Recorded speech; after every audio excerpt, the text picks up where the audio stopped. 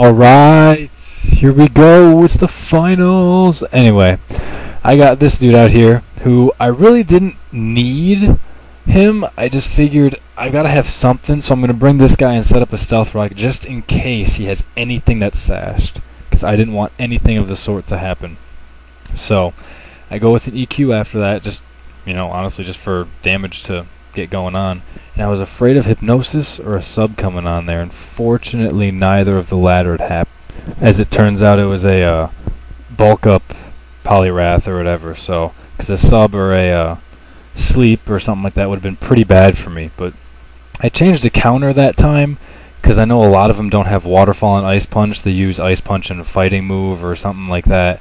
But I don't know. I used counter that time. I figured I can KO it anyway, and so I bring in Gengar here, and I'm kind of hoping he'll think T-Bolt, because that's what standard Gengars would have, but this one's got a Psychic going on, and it doesn't even kill it. I was surprised. I was like, man, I know it's an unboosted Psychic, but still, that's crazy. So, and then the Poison doesn't even kill him, which I suppose it's not really a big deal, because as long as he doesn't have a priority move, that is, which I knew he wouldn't have. It allows me just to finish it off anyway, and whatever. Just get rid of it. So, good for me. He brings in this thing, and I know from his previous vids, or at least I'm pretty sure, it's Scarfed, and he wouldn't bring it in if it wasn't. So, he's not going to use Close Combat, so I go to this guy to take the neutral Stone Edge. And he does pretty well. So, and I use Aerial Ace as it's fighting, so it's going to hurt whatever the hell comes in. And fortunately, Breloom comes in, and that was huge for me. I didn't think he'd bring Breloom, because Fighting and Seed Bomb don't work on Poison, but he did anyway. So I guess he figured he's slower, which is good for me, because he probably was faster, and he probably could have Spored and still made some trouble if he had Leech Seed and Stone Edge, but I guess maybe he didn't, so good for me. And I get a little bit on the Lucario, but not much. I used Torment because I knew he'd have some Scarfers and Choicers, so it was cool to see that it worked out. And then since his Close Combat lowered his stuff, he raped himself with Struggle, and that was hilarious. He lost like a fourth of his hit points from his own Struggle. So it's a bummer my dude died, but it's hilarious, and it's good to know that at least it worked out the way it was supposed to, and that if I had lefties like a normal Drapion, I probably would have lived. Maybe, I don't know.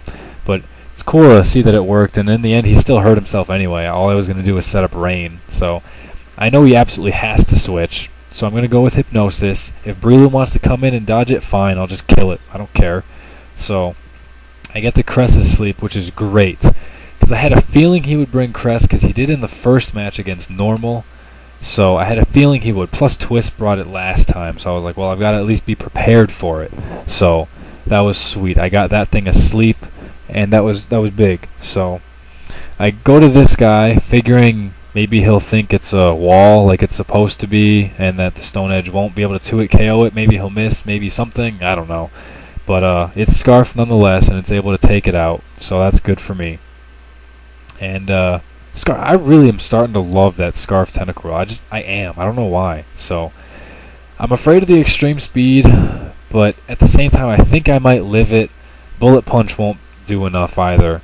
So I thought about going to Gengar, and he thought I would think about going to Gengar, and he was just like, screw it, I'm going to do it. And I was like, well, whatever. It's dead. I can bring this guy in for free anyway and get a Psychic off on something. I don't care too much.